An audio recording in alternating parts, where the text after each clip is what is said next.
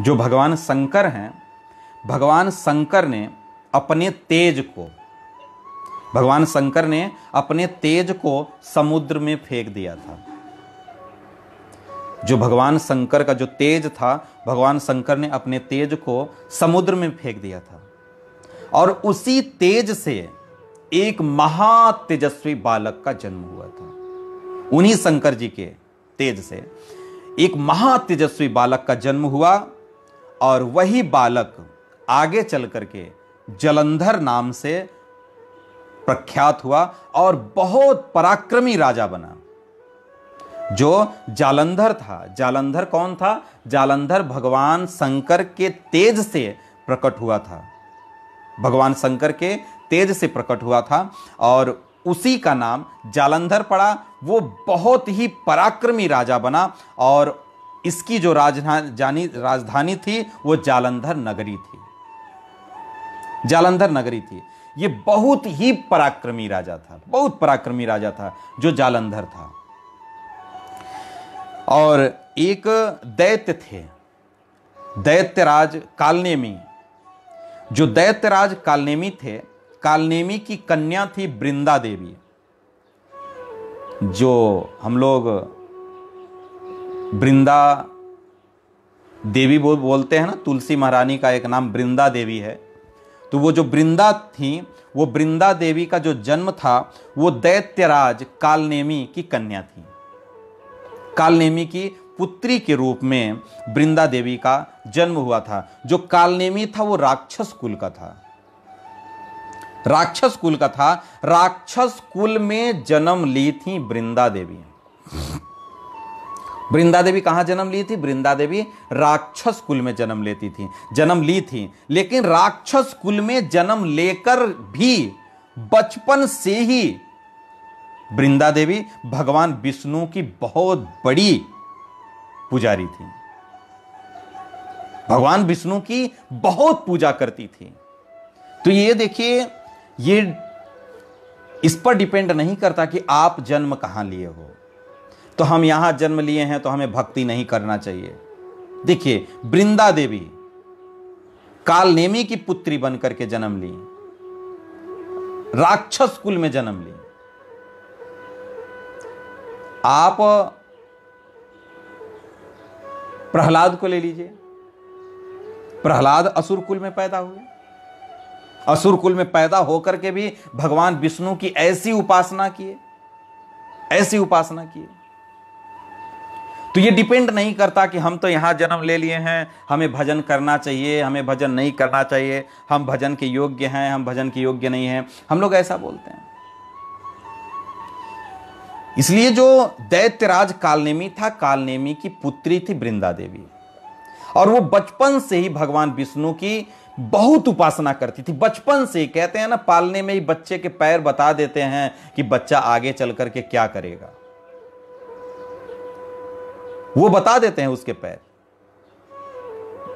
तो आगे चल करके क्या बनेगा। तो जो बृंदा देवी थी वो बचपन से ही भगवान की बहुत बड़ी पुजारी थी, बहुत बड़ी पुजारन थी, बहुत बड़ी भगवान विष्णु की भक्त थी।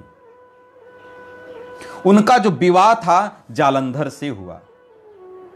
जो बृंदा देवी का विवाह हुआ वो जालंधर, जो भगवान शंकर के तेज से पैदा हुआ था, उसी जालंधर से बृंदा देवी का विवाह संपन्न हुआ। बृंदा बड़ी ही पतिव्रता स्त्री थी। जो बृंदा देवी थी, क्यों पतिव्रता थी? क्योंकि शुरू से ही वो किसकी भक्त थी? भगवान विष्णु की भक्त थी। भगवान विष्णु की बड़ा निष्ठा पूर्वक पूजा पाठ करती थी, बहुत भक्तिमती थी बचपन से। और जो भक्त होता है, जिसके हृदय में भक्ति देवी निवास करती हैं, जो भगवान का उपासक है, जो भगवान कृष्ण का उपासक है, विष्णु का उपासक है, भगवान राम का उपासक है, ऐसे लोग धार्मिक होते हैं। यदि वो धार्मिक नहीं होगा तो इनकी उपासना करेगा ही नहीं। जितने असुर थे वो भगवान विष्णु की उपासना करते थे, राम को मानते थे, कृष्ण को मानते थे? बिल्कुल नहीं मानते थे। क्योंकि इनको मानना ये धर्म है, लेकिन वो अधर्म करते थे इसलिए इनको नहीं मानते थे। तो वो देखिए यहां पे एक शब्द जो आया, वृंदा बड़ी ही पतिव्रता थी। पतिव्रता कौन थी? भगवान विष्णु की भक्तिन। जो भगवान विष्णु की भक्त थी वृंदा, वो पतिव्रता थी। इसलिए जो स्त्री, जो लड़कियां भक्त होती हैं, भगवान को मानती हैं, धर्म को मानती हैं, वो पतिव्रत धर्म का पालन करती है, पालन करती है। इसलिए कह रहे हैं कि जो वृंदा बड़ी ही पतिव्रता थी, बहुत पतिव्रता थी, क्योंकि भगवान की वो भक्त थी।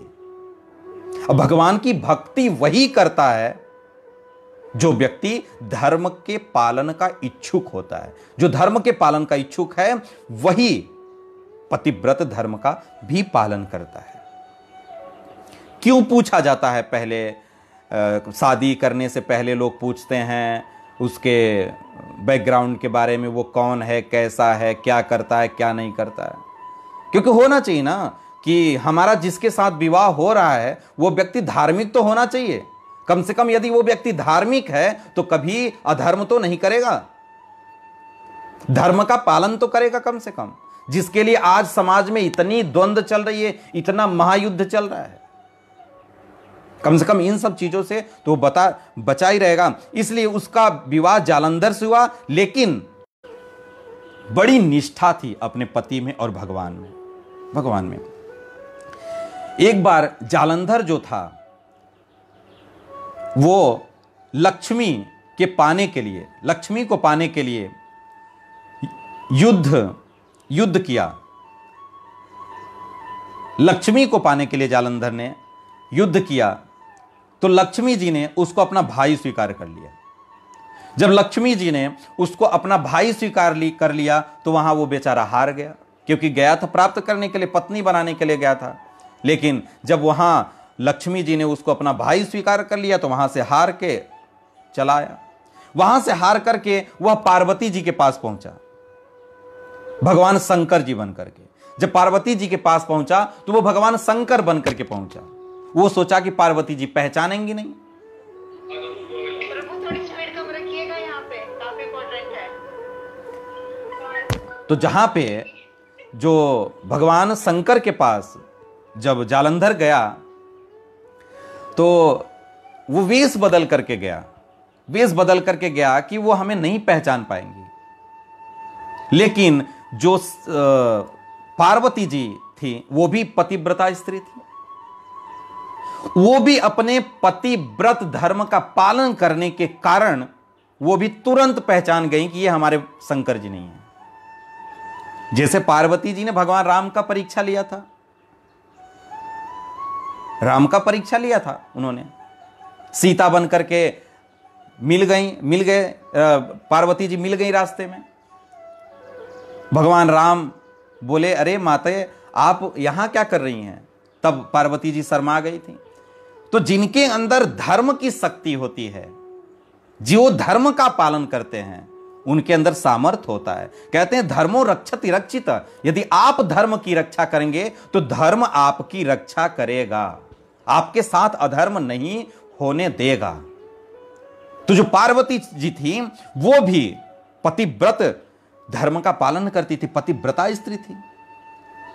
वो पतिव्रता होने के कारण पतिव्रत के तपोबल से वो पहचान करके अंतर्धान हो गई, वहां से अंतर्धान हो गई। फिर जो जालंधर था वो देवताओं से युद्ध करना शुरू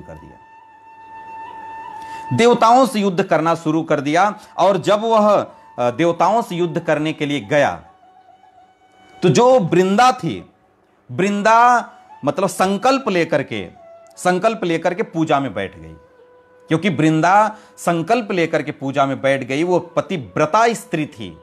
पतिव्रता स्त्री होने के कारण वो जब तक पूजा में बैठी रहेगी तब तक जालंधर का कोई बाल बांका नहीं कर सकता, कोई भी जालंधर का कुछ बिगाड़ नहीं सकता जब तक वो बैठी रहेगी। तो देखिए स्त्री के अंदर इतनी शक्ति होती है। यदि स्त्री पतिव्रता हो, यदि वो संकल्प ले ले तो उसके पति का कुछ नहीं बिगड़ सकता। कुछ नहीं बिगड़ सकता। देखिए, वृंदा संकल्प लेकर के पूजा करने बैठ गई। अब यहां देवताओं से भयंकर जालंधर का युद्ध हुआ। जालंधर देखे भाई कि उधर वृंदा बैठी है संकल्प में, अब उसका जब संकल्प टूटेगा तभी जालंधर मारा जाएगा।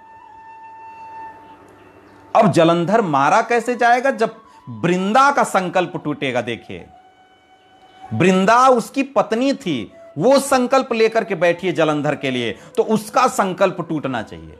अब उसका संकल्प कैसे टूटेगा। अब देवता भागते भागते शंकर जी के पास गए। अब शंकर जी वहां से बोले, भाई सब लोग चलिए। सब लोग मिलकर के, सारे देवता ब्रह्मा आदि सब लोग मिलकर के भगवान विष्णु के पास जाते हैं। भगवान विष्णु के पास जाते हैं, भगवान विष्णु से कहते हैं कि प्रभु आप हम लोगों की रक्षा करिए, हम लोगों की रक्षा करिए। भगवान विष्णु बोले, भाई इसमें हम क्या रक्षा कर सकते हैं, इसमें हम क्या रक्षा कर सकते हैं। अब बताओ, दोनों तरफ तो हमारे भक्त ही हैं। अब इधर देवताओं से युद्ध हुआ है तो देवता हमारे हैं, और उधर जो जालंधर है, जो जालंधर की पत्नी जो वृंदा है, वृंदा तो हमारी परम भक्ता है, वो हमारी परम भक्त है, और वो बचपन से हमारी भक्त है। वो भले असुर कुल राक्षस कुल में जन्म ली है, तो इसका क्या मतलब है, लेकिन वो हमारी भक्त तो है, और मैं अपने भक्त के साथ किसी भी प्रकार का कोई छल नहीं कर सकता, कोई छल नहीं कर सकता। भगवान विष्णु मना कर दिए। अब भगवान विष्णु मना कर दिए तो ब्रह्मा आदि सब लोग मिलकर के विष्णु से बहुत निवेदन किए, और उसके अलावा, उसके संकल्प को तोड़ने के अलावा कोई भी रास्ता अन्य नहीं था, अन्य कोई रास्ता नहीं था। जब उसका संकल्प टूटेगा तभी जालंधर मारा जाएगा। अब भगवान विष्णु चक्कर में पड़ गए, अब बात क्या करें, अब किसकी हम बात माने। दोनों तरफ अपने ही लोग हैं, लेकिन इधर देवताओं की बात थी, स्वर्ग की बात थी, और उधर जो वृंदा थी, वृंदा तो भगवान की परम भक्त थी, लेकिन जो उसका पति था वो असुर था, वो असुर था। तो इसलिए भगवान बोले, ठीक है भाई, अब आप लोगों की यदि इच्छा है तो कोई उपाय हम करते हैं। देवता चले आए इधर युद्ध करने के लिए, और जो भगवान विष्णु थे, भगवान विष्णु जालंधर का रूप पकड़ करके कहां गए, वृंदा के पास गए। जालंधर का रूप पकड़ करके वो वृंदा के पास गए, वृंदा के पास गए, और जैसे ही वृंदा ने देखा, वो तो संकल्प लेकर के पूजा में बैठी थी, अब जैसे ही जालंधर का रूप लेकर के भगवान विष्णु आए, वैसे ही पूजा से जो उसकी पत्नी वृंदा थी वो उठ गई। जो संकल्प लेकर के बैठी थी कि जब तक मैं उठूंगी नहीं तब तक, और जब तक आप आएंगे नहीं, लौट नहीं आएंगे, तब तक मैं नहीं उठूंगी, ऐसा उसने सोच कर रखा था। और जब वृंदा ने देखा कि जालंधर आ गया, उसको क्या पता था बेचारी को कि ये भगवान विष्णु हैं, और भगवान विष्णु तो अपनी भाई माया के साथ ही आते हैं। अब वो समझ नहीं पाई और वो पूजा से उठ गई।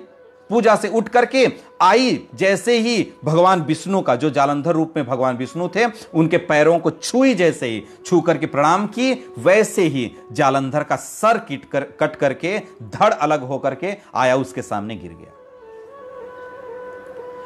अब जैसे ही उसका सर कट करके आया, गिरा, देखी वो तो जालंधर का सर। अब जब उधर कटा हुआ सर जालंधर का देख रही है तो कही, आप कौन हो, आप कौन हो। अब भगवान विष्णु बोले क्या, भगवान विष्णु कुछ नहीं बोले, चुप शांत। वहां तो कुछ बोलने का है ही नहीं है, क्या बोलेंगे। वो देखी अपने पति के सर को तो तुरंत इनको श्राप दे दी, पत्थर होने का श्राप दे दी। वृंदा ने भगवान विष्णु को पत्थर होने का श्राप दे दी, और तुरंत वहीं पे भगवान विष्णु जो थे वो पत्थर बन गए। जब पत्थर बन गए तो लक्ष्मी, सारे देवता लोग दौड़ दौड़ करके आए, वृंदा के चरणों में निवेदन करने लगे, उससे बहुत विनती करने लगे, बहुत विनती करने लगे कि ऐसा मत करो, बहुत निवेदन किए। तो सबके निवेदन पे अब साधु तो साधु ही होता है, वो भगवान विष्णु की परम भक्त थी। हाँ, अब भाई उसके साथ ऐसा हुआ तो क्रोध में आकर के उसने बाद में उसने फिर जैसे भगवान थे, भगवान को फिर वैसा ही कर दिया। भगवान फिर अपने विष्णु अपने स्वरूप में आ गए। और जो वृंदा थी, वृंदा जालंधर के सर को लेकर के सती हो गई।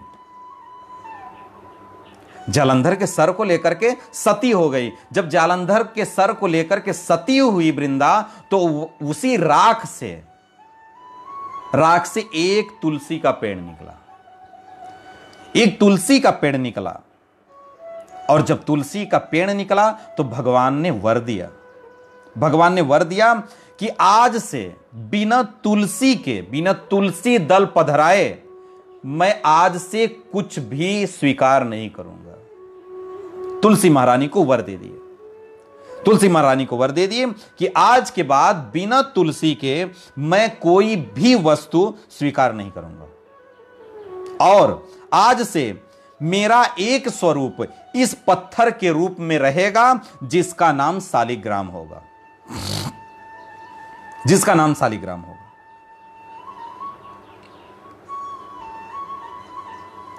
तो भगवान ने ऐसा वर दिया कि मेरा एक स्वरूप इस पत्थर के रूप में रहेगा, जिसका नाम शालिग्राम होगा। और जो भी कार्तिक मास देव उठनी एकादशी के दिन तुलसी और शालिग्राम का विवाह उत्सव मनाएगा, जो व्यक्ति कार्तिक मास के जो देव उठनी एकादशी होती है, उस दिन तुलसी शालिग्राम का विवाह संपन्न करवाएगा, उत्सव मनाएगा, उसे इस लोक और परलोक में विपुल यश की प्राप्ति होगी। उसको विपुल यश की प्राप्ति होगी। इसलिए कहते हैं एकादशी, देखिए एकादशी कहते हैं कि द्वादशी के दिन हमें तुलसी चयन नहीं करना चाहिए, यानी तुलसी तोड़ना नहीं चाहिए। इसके पीछे दो कारण हैं। क्योंकि जो वृंदा थी, वृंदा भगवान विष्णु की परम भक्त थी और वो एकादशी का पालन करती थी। जो वृंदा देवी थी वो एकादशी का पालन करती थी और द्वादशी को इसीलिए पत्ता नहीं तोड़ा जाता है। और दूसरा कारण ये है कि एकादशी के दिन तुलसी और शालिग्राम का विवाह हुआ था, इसलिए द्वादशी को तुलसी चयन नहीं किया जाता, यानी तुलसी के पत्ते को नहीं तोड़ते हैं। तो ये दो कारण हैं पत्ता न तोड़ने का द्वादशी को। इसीलिए एकादशी को रोज जल देना चाहिए। संडे लोग बहुत अफवाह फैलाते हैं कि रविवार को पत्ता नहीं तोड़ना चाहिए, पानी नहीं देना चाहिए, क्या क्या, लेकिन केवल द्वादशी को ही हम लोगों को तुलसी पत्ता नहीं तोड़ना चाहिए, बाकी हम लोगों को रोज जल देना चाहिए। इसलिए जो वृंदा देवी थी, वृंदा देवी परम भक्त थी और वो एकादशी व्रत करती थी। बचपन से वो भगवान की भक्त थी। इसीलिए कहा जाता है कि जब भी हम भगवान को कुछ भोग लगाएं तो बिना तुलसी दल पधराए, बिना तुलसी दल दिए हम लोगों को भगवान को कुछ भी नहीं अर्पित करना चाहिए, कुछ भी नहीं अर्पित करना चाहिए। तो इस तरीके से जो वृंदा थी वो भगवान की बहुत ही प्रिय हो गई, बहुत ही प्रिय हो गई। हम लोग वृंदा देवी के मंत्र का उच्चारण करते हैं, वृंदाय तुलसी देव्याय प्रियाय केशवस्य च, प्रियाय केशवस्य च, केशव की बहुत प्रिय हैं तुलसी देवी, बहुत प्रिय हैं। प्रियाय केशवस्य च, कृष्ण भक्ति प्रते देवी, कृष्ण भक्ति को दान करने वाली हैं। जो कृष्ण के बहुत करीब है, जो कृष्ण का है, जिसके पास कृष्ण है वही तो कृष्ण का दान कर सकता है। जिसके पास नाम है वही तो नाम दान कर सकता है। जो नाम लिया ही नहीं वो नाम दान कहां से करेगा, नहीं कर सकता। इसलिए कृष्ण भक्ति प्रते देवी सत्यवत्यै नमो नमः। इसलिए जो तुलसी देवी हैं वो भक्ति प्रदान करने वाली हैं। इसलिए हम लोगों के जीवन में तुलसी महारानी की बहुत बड़ी महिमा है और हम लोगों को अपना जीवन सार्थक करने के लिए तुलसी धारण करना चाहिए, तुलसी धारण करना चाहिए। क्योंकि यदि आप तुलसी धारण नहीं करते, तो उसमें भी बहुत सारे दोष होते हैं। कहा जाता है जिस व्यक्ति के गले में तुलसी नहीं है, तुलसी माला या तुलसी का एक दाना भी नहीं है, यदि वो जल को स्पर्श कर ले तो वो जल क्या हो जाता है? मदिरा के समान हो जाता है। और यदि वो भोजन को स्पर्श कर ले तो वो जो अन्न है वो मल के समान हो जाता है।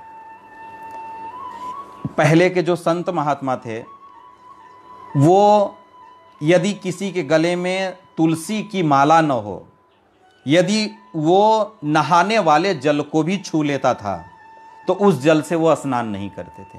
पहले के संत महात्मा इतना ख्याल रखते थे, इतना ध्यान रखते थे कि जिसके गले में तुलसी का माला नहीं है वो उसके हाथ से छुए पानी से स्नान भी नहीं करते थे, स्नान भी नहीं करते थे।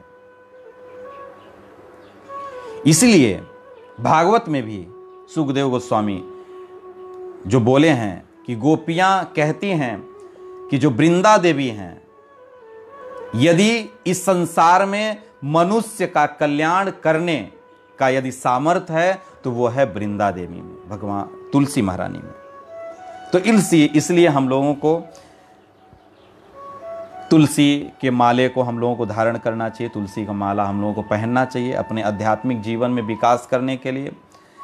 तुलसी परिक्रमा, तुलसी में जल देना, ये हम लोगों का नित्य क्रिया होना चाहिए, क्योंकि जो तुलसी महारानी है वो भक्ति प्रदायिनी है, वो भक्ति प्रदान करती हैं, कृष्ण की भक्ति प्रदान करती हैं। इसलिए हम लोगों को सदैव तुलसी महारानी के आश्रय में रहना चाहिए। और जब भी हम ठाकुर जी की सेवा करेंगे, जब भी हम ठाकुर जी को भोग लगाएंगे, जब तक ठाकुर जी का पर्दा खुला हुआ है तब तक हम एक तुलसी का पौधा जो होता है, तुलसी महारानी को हम ठाकुर जी के पास ही रखेंगे, क्योंकि ठाकुर जी बहुत संतुष्ट होते हैं जब उनके पास तुलसी देवी रहती हैं। जब तुलसी महारानी उनके पास रहती हैं, उनके समक्ष रहती हैं, तो भगवान बहुत संतुष्ट होते हैं, क्योंकि भगवान अपने भक्त को देख करके संतुष्ट होते हैं और भक्त अपने भगवान को देख करके संतुष्ट होता है। इसलिए दोनों की संतुष्टि के लिए सदैव हमें भगवान के पास एक तुलसी महारानी का जो पौधा होता है वो हम लोगों को अवश्य रखना चाहिए। तो ये थी तुलसी महारानी की कथा। तो तुलसी महारानी का हम लोगों के जीवन में, वैष्णवों के जीवन में बहुत ही अहम भूमिका है। कह सकते हैं कि हम लोगों के भक्ति का एक पार्ट है तुलसी महारानी, और तुलसी महारानी कृष्ण भक्ति प्रदान करती हैं। इसलिए सब लोग तुलसी महारानी को प्रणाम करेंगे। वृंदायै तुलसी देव्यै प्रियायै केशवस्य च कृष्ण भक्ति प्रते देवी सत्यवत्यै नमो नमः। बोलिए।